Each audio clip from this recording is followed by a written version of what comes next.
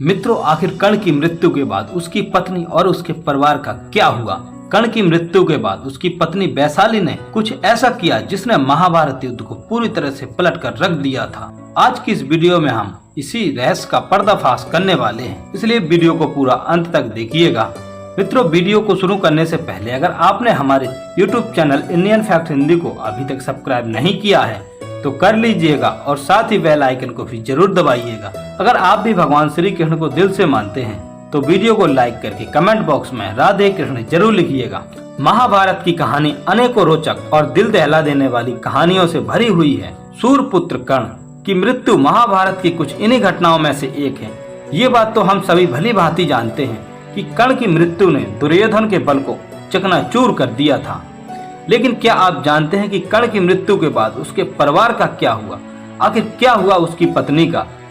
जब उसे कर्ण की मृत्यु की सूचना मिली, अंगराज कर्ण की पत्नी का नाम वैशाली था। महाभारत में कर्ण की पत्नी वैशाली का वर्णन एक बुद्धिमान, चरित्रवान और पतिव्रता स्त्री के रूप में किया गया है। अंगराज कर्ण की तरह ही उनकी पत्नी वैशाली भी एक सूत पुत्री थी।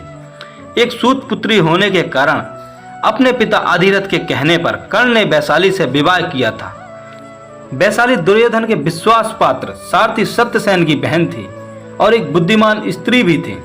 महाभारत में कर्ण की पत्नी वैशाली के बारे में बहुत ही कम वर्णन मिलता है, लेकिन वैशाली का तप और प्यार किसी भी स्त्री से कम नहीं था। महाभारत में उसे सत्य और निष्ठा का पालन करने वाली एक बुद्धिमान स्त्री के रूप में दिखाया गया है। ऐसा कहा जाता है कि वैशाली को द्रौपदी के चीरहरण की खबर पहले ही लग गई थी। वैशाली ने शकुनी और दुर्योधन के इरादे को पहले ही भांप लिया था, लेकिन वैशाली ने द्रौपदी के चीरहरण को रोकने का प्रयास भी किया था, लेकिन होनी को कौन टाल सकता है। मित्रों, कहते हैं कि कर्ण की मृत्यु के बाद वैशाली के जीने की इच्छा लगभग खत्म ही हो गई थी। उसके बाद वो कर्ण की चिता पर ही उसके साथ सती हो गई। महाभारत युद्ध में कर्ण के सारे पुत्र मारे जा चुके थे, लेकिन कर्ण और वैशाली का एकमात्र पुत्र वृषकेतु अभी भी जीवित बचा हुआ था। वृषकेतु के पिता और उनके सभी भाइयों का अंत हो चुका था तथा उसकी माता भी कर्ण की चिता पर सती हो गई थी। वृषकेतु अकेला हो गया था। उसके सभी अपने चल बसे थे, लेकिन इसके बाद भी उसने अपने मन में कभी भी बदले की भावना नहीं डाली। वृषकेतु का बचपन अपनी माता यानी वैशाली के साथ ही बीता था, इसलिए उसके चरित्र पर उसकी माता का प्रभाव पड़ा। उसने कभी भी पांडवों के विषय में कभी भी गलत नहीं सोचा तथा उसने कभी भी अर्जुन को गलत नहीं माना।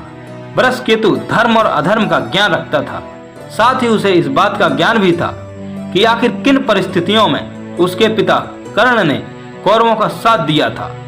महाभारत युद्ध के बाद पांडव जब विजय हुए और युधिष्ठिर हस्तिनापुर के राजा बने, तब पांडवों को ज्ञात हुआ कि कर्ण का एकमात्र पुत्र अभी भी जीवित बचा हुआ है।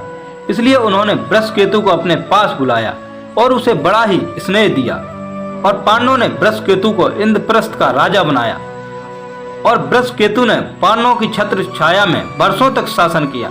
मित्रों, कहा जाता है कि महाभारत काल में वृषकेतु ही एकमात्र ऐसे योद्धा बचे हुए थे जिन्हें ब्रह्मास्त्र, वरुणास्त्र, अग्नियास्त्र और अनेकों दिव्यास्त्रों का ज्ञान था।